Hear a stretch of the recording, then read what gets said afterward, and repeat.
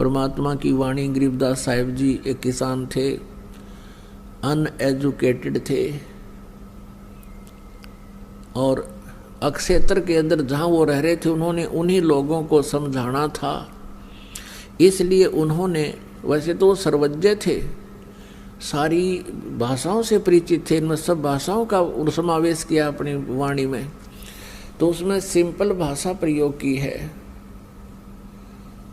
तो जैसे तो इसलिए उनको आप जी अब नहीं समझ सकते थे। इस दास के ऊपर मेहर करी के हमारा जन्म भी उसी समय से हुआ है कि हमें वो सारे देसी शब्द याद हैं, अपने स्वदेशी लोकल शब्द याद हैं, और इस वाणी को इसलिए हम समझ पा रहे हैं।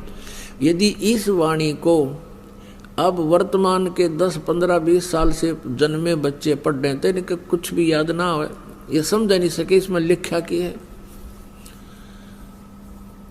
जैसे बहुत से देसी शब्द हैं इसके अंदर, तो इसलिए पासिंग शब्द इन बालका का याद भी ना होगा, बच्चा ने पासिंग क्या न कहे। तो पहले एक तराजू हुआ करती थी, बैलेंस तुला होती थी, उसके बीच में एक डंडा होता था, और डंडे के बीच में एक रस्सी बांध रखी, छोटा सा रस्सी बांध देते, उसको पकड़ते थे, और वो ऐसे लंबी डंडी, और उसके नीचे पलड़े लटका करते। और वो जो व्यापारी सौदा तोलने आते थे घर पे किसी किसान के, हमने देखे खूब वो सारी क्रियाएं। तो सबसे पहले किसान कहता था कि तू ये तेरी पालड़ी में तो तराजू में गड़बड़ हो, इसको करके दिखा बैलेंस सही। तो वैसे दिखाता था, जब उसमें कोई गड़बड़ होती, कुछ कमी होती, तो उसको यानी ठीक करने के लिए, एरर ठीक करने के लिए, वो पालड़े ऊंचे नीचे होते, उसमें कोई गड़बड़ होती, तो एक तरफ इधर जो सा ज्यादा ऊंचा होता उसकी तरफ कुछ कणक, जैसे गेहूं तोल रहा है सेठ, तो गेहूं ही 2 मुट्ठी गेहूं उठा के उधर डाल देते थे, फिर वो पलड़े उसके बैलेंस के तुला के बराबर हो जाते थे, उसमें डिफेक्ट नहीं रहता था। और फिर उसी की तरफ वो रख दिया करते थे बट्टे, और दूसरा जो फरी रहता था पलड़ा, उससे फिर गेहूं गद्दा गद तोला करते थे। कहने का भाव ये है, जो पासेंग रखी गई कणक उस तुला की एरर को ठीक करने के लिए, वह इतनी है, वो एक तरफ रखी, उसका उस सौदे में कोई लेन देन नहीं है जो सौदा हो रहा है। तो यहां परमात्मा कह रहे हैं, 3 सतनाम पालड़े रंग होरी हो, और दूसरे में 14 लोक चढ़ावे राम रंग होरी हो। ये 3 लोक पासंग धर रंग होरी हो, तो ना तुले तुलाया राम रंग होरी हो। पुण्यात्मा, आप तो बालक हो, यदि कोई आपको ये दिखावे जिसने जीवन में कभी लाल ना देखा हो, हीरा ना देखा हो, वो इतना होता है 200 ग्राम का मुश्किल है, एक पत्थर चमकीला, और उसको कोई ये कहे कि ये 9 करोड़ की कीमत का है, आम आदमी कतई नहीं माने है कि ना ये पत्थर है 9 करोड़ का है, 9 करोड़ में तो गाड़ी भर जाए, पैसे की नहीं हो सकता। लेकिन जिसको उसका ज्ञान है वो नहीं कहेगा कति 100 की 100 बात है, ये तो 9 करोड़ का लाल है। तो ये जो सिमरन है जो आपको दास बता रहा है, परमात्मा ने बताया है, ये ज्यों की ज्यों कीमत का है। अब जैसे सतनाम क्या है, इसमें 2 अक्षर हैं, एक ओम और दूसरा तत्संकेतिक। इन दोनों का सिमरण होता है श्वास उश्वास से। तो एक श्वास उश्वास से विधिवत किया हुआ, अपने आप को मनमाना यो नाम किसी से पता लग जा रहा पर जाप करने लग जाओ, उससे कोई लाभ नहीं होगा। तो इसका एक सिमरण है, इतनी वैल्यू रखता है। अब देखो, एक सारा दिन मान ले न्यू करे राम राम राम राम, पहले तो राम नाम जपण का नहीं, इससे कोई लाभ नहीं होगा। मोक्ष लाभ नहीं होगा। राम का अर्थ क्या है? जैसे हम सत साहिब कहते हैं, ये सत साहिब हमारा कोई जाप का मंत्र नहीं है, ये तो हमें एक ये कोड वर्ड समझो हमारा कि हम इससे परमात्मा की याद ताजा करते हैं।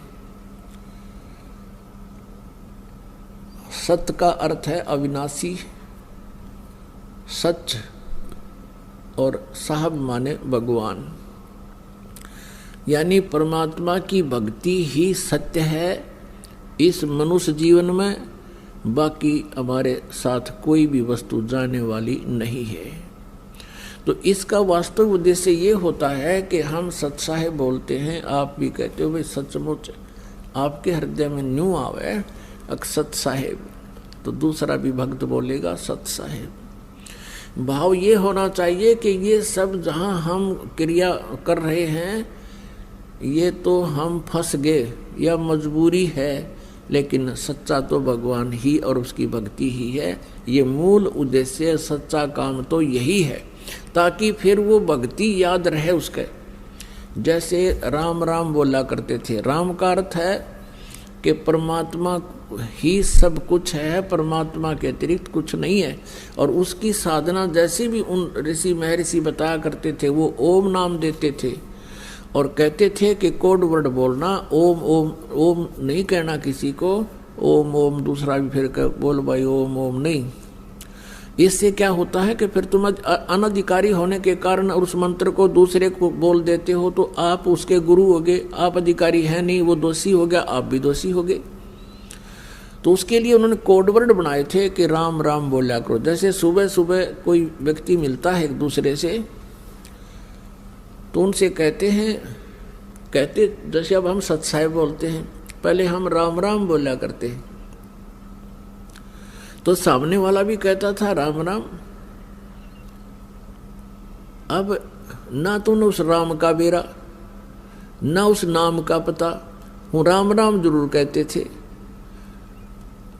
अब ऋषि जी ओम नाम देते थे, लेकिन इसको गुप्त रखने को कहते थे कि तुम किसी को बताना नहीं है ये मंत्र, क्योंकि यदि शिष्य किसी शिष्य को ये नाम बताता है तो वो स्वयं भी दोषी हो जाता है, और कोई व्यक्ति उसके कहने से उसका जाप शुरू कर देता है तो वो भी दोषी हो जाता है।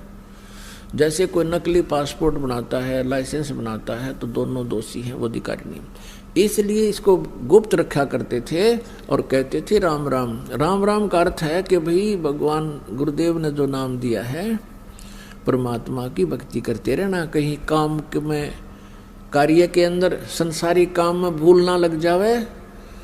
तो चलते चलते कोई राम राम कहता था, उसको याद आती थी, ये संकेत करते थे कि तुमने ये नहीं कहना कि ओम नाम जप ले, गुरु जी ने बता रखा है, कदे भूल लग जा, नहीं। वो यूँ बताया करते ऋषि जन कि तुम एक दूसरे से भगवान की भक्ति याद दिलाते रहना, यहाँ भूल बहुत शीघ्र पड़ती है। तो कहीं तुम आपस में मिलो तो बोलना राम राम, सामने वाला समझ जाएगा कि ये कह रहा है कि भक्ति ना भगवान का वो नाम जाप कर ले, कदे भूल पड़गी हो। जैसे आप खेतों में जा रहे हैं, मजदूरी पर जा रहे हैं और अन्य किसी काम बस सफ़र कर रहे थे, पहले तो सफ़र पैदल करते थे, तो रास्ते में कोई व्यक्ति मिल जाता और उसका भूल पड़ जाती थी कोई इधर उधर के विचारों में, सामने वाला कहा करता राम राम भाई राम राम, फिर वो कहता था राम राम राम राम राम राम, ओहो कहता मैं भूल गया था भाई। अब तो वो मन आध घंटे तक फिर श्रवण होता रहा उसका, फिर भूल सी पड़े, इतने कोई फिर टकरा जा राम राम कहने वाला। तो कहने का भाव ये है कि फिर वो मंत्र याद रहते थे, वो जब भक्ति करते रहते थे।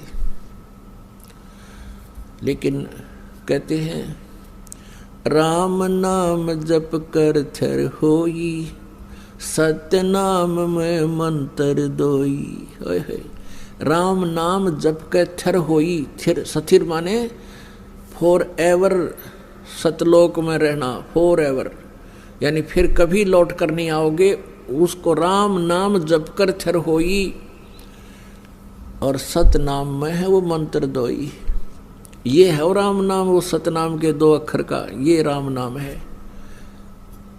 और वो राम नाम जपते थे केवल एक ओम ही, तो ये इनकम्प्लीट था। और उनकी जाप करने का तरीका भी एक मजदूर वाली कमाई थी। दास जो आपको बताना चाहा था, अब उस पॉइंट पर आया है कि वो जो साधना थी मौखिक जाप की, ओम ओम ओम ओम ओम ओम, फिर कोई न कोई ओम, 1 घंटे में कहूँ ओम कहूँ, ये सारी बकवाद थी।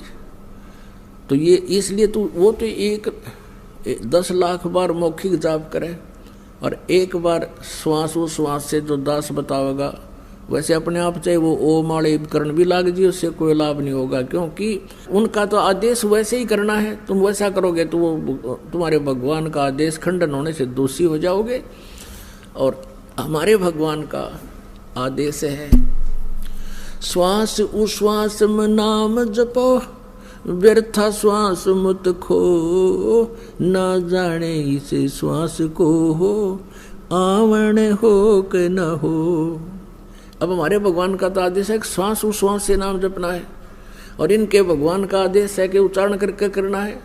तो अगर वो उच्चारण ना करके वैसे करेंगे तो वो उसका आज्ञा की अवहेलना होने से भी अपराधी है। यानी इस काल ने तो आपको यहाँ फंसा कर रखना है। इसका उद्देश्य यही है कि आत्मा, इसको मालूम है कि आत्मा भक्ति बिना नहीं रह सकती।